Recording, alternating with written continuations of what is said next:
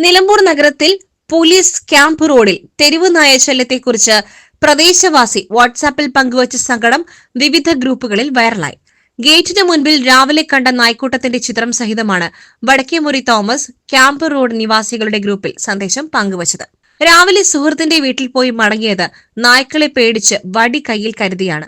പരിഹാരം കണ്ടില്ലെങ്കിൽ നമ്മളെല്ലാം പേവിഷബാധയേറ്റ് മരിക്കേണ്ടി വരുമെന്ന് ആശങ്കയാണ് പ്ലാന്ററായ തോമസ് പങ്കുവച്ചത്.